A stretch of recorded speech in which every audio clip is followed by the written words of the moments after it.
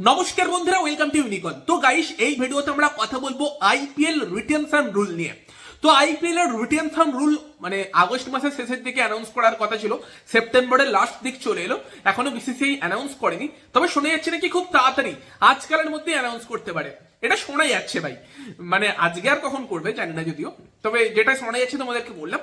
তবে IPL retention rule finally কি হতে চলেছে, যেরকমটা বিভিন্ন ওয়েবসাইট থেকে রিপোর্ট আসছে যে দেখো মানে এতদিন দেরি কেন হচ্ছে। প্রত্যেকটা ফ্র্যাঞ্চাইজি কিন্তু নিজেদের মতামত জানিয়েছে এবং বিসিসিআই যে রুলটা মানে করবে বলে ভেবেছিল যে 4টে রিটেনশন 2টো আরটিএম, সেটা অনেক ফ্র্যাঞ্চাইজিকে বলেছে।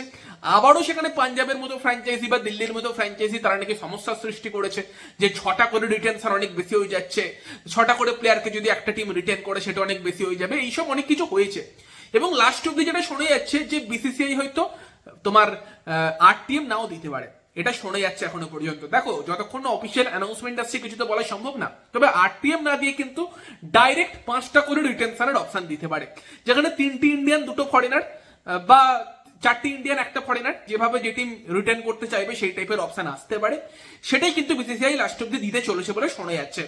অফিসিয়াল কনফার্মেশনের আমরা ওয়েট করছি, বাট আপাতত যা খবর আসছে যে 5টা করে রিটার্নশনে কিন্তু প্রত্যেক টিম পেতে চলেছে।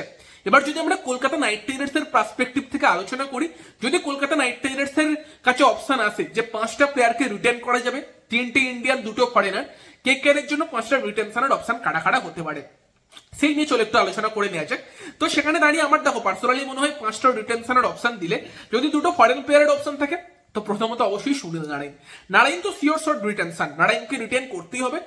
নারায়ণের ব্যাটিংটা আগের বছর আমরা যা দেখেছি সেটা তো তার এক্সট্রা। নারায়ণের আসল কাজটা কি, তার বোলিং।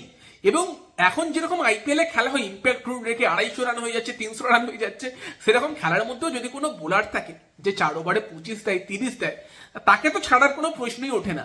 সেখানে সুনীল নারায়ণ নম্বর 1 রিটেনশন বিদেশিদের মধ্যে, এবং সেকেন্ড বিদেশি রিটেনশনটা সম্ভবত কলকাতা নাইট রাইডার্স আন্দ্রে রাসেলকেই করতে চলেছে।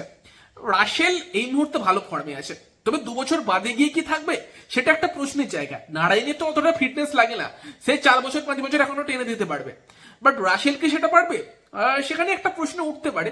বাট তারপর আমার মনে হয় না কেকেআর হয়তো রাসেলকে ছাড়বে, সেখানে একটা ভাবনা চিন্তা থাকতেই পারে যে রাসেলের জায়গায় মিচেল স্টার্ককে যদি রিটেন করা যায় বা তোমার ফিল সল্টকে যদি রিটেন করা যায়, সে হয়তো টিমকে বেশি ইম্প্যাক্ট দিতে পারবে। রাসেলকে পরে আমরা অপশন থেকে কিনে নেব, বিশেষ করে ফিল সল্ট, যেহেতু ফিল সল্ট ইয়ং, সেখানে তাকে রিটেন করলে হয়তো বেশি লাভ হতে পারে।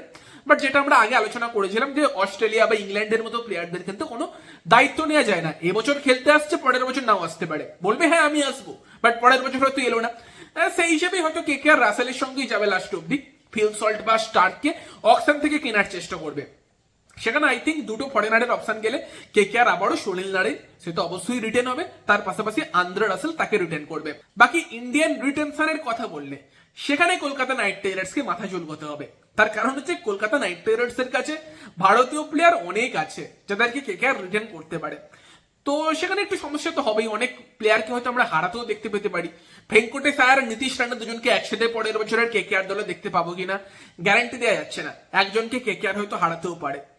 রমনদীপের মতো প্লেয়ারকে দেখতে পাবো কিনা সেই নিয়েও চিন্তা থাকছে, কারণ মেগা অকশন মানে কি, যারা ভালো খেলেছে আগের বছর তাদের দাম বাড়বে, ফলে রিটার্ন করাটা একটু সমস্যার ব্যাপার হয়। তবে তারপরে যদি আমাকে কেকেআর এর 3টে ইন্ডিয়ান প্লেয়ার রিটেনের অপশন বলো, শ্রেয়াস আয়ারের সঙ্গেই যাবো। কারণ Shreyas Iyer as a captain last year দারুণ ক্যাপ্টেনশিপ করেছে এবং তার তো ক্লাস আছে, দারুণ ব্যাটসম্যান। হয়তো বর্তমানে ফর্মটা একটু কম, বাট শ্রেয়াসকে ছাড়ার তো প্রশ্ন ওঠে না। শ্রেয়াস 1 নম্বর, 2 নম্বর রিঙ্কু সিং। রিঙ্কু যে টাইপের ইন্ডিয়ান ব্যাটসম্যান ফিনিশার, সেই টাইপের ট্যালেন্টকেও কেকেআর হারাতে চাইবে না। আমার লিস্টে তো রিঙ্কু অবশ্যই থাকবে, কেকেআর এর লিস্টেও থাকবে। তবে 3 নম্বরটা কে, এখানে আমি নীতিশ রানা, ভেঙ্কটেশ আয়ার, রমনদীপ সিং অনেকটা আমি মাথায় আসবে, বাট আমার মনে হয় কেকেআর কোনো বোলারের সঙ্গে যাবে, কারণ বোলাররা সবসময় গেম চেঞ্জার হয়। সেখানে বরুণ চক্রবর্তী কিন্তু লাস্ট 2 বছর 3 বছরে কেকেআর এর হাইয়েস্ট উইকেট টেকার, এবং সেই জায়গাতে দাঁড়িয়ে ভরুণের ইম্প্যাক্ট অনেক বেশি থাকে। ভরুণ নারায়ণ মিলে কিন্তু 8টা ভীষণ গুরুত্বপূর্ণ ওভার দেয়। সেখানে দাঁড়িয়ে 3 নম্বর ইন্ডিয়ান রিটেনশন হিসেবে আমার মনে হয় কলকাতা নাইট রাইডার্স এর 1 নম্বর চয়েসটা কিন্তু বরুণ চক্রবর্তী হবে। 2 নম্বর চয়েসটা হতে পারে হর্ষিত রানা। হর্ষিতেরও যা কোয়ালিটি, হর্ষিত যেরকম ফাস্ট বোলার, ওই টাইপের কোয়ালিটিও ইন্ডিয়াতে খুব বেশি খুঁজে পাওয়া যায় না।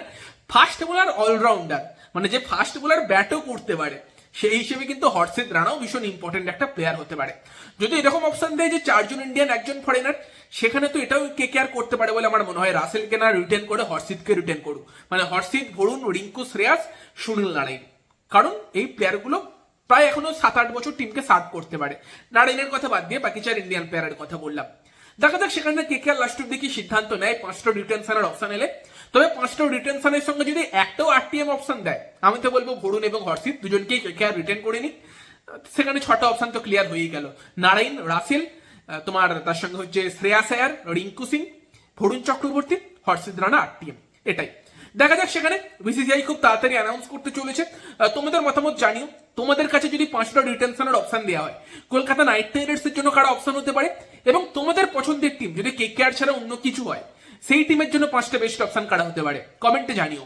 ভিডিওটা ভালো লাগলে ভিডিওটাকে লাইক করে দিও, শেয়ার করে দিও। আমাদের চ্যানেলে প্রথমবার এলে আমাদের চ্যানেলটিকে সাবস্ক্রাইব করে তার পাশের বেল আইকনটাকে অন করে দিও। তো চলো গাইস, এই ভিডিওতে এই পর্যন্তই। Bye bye.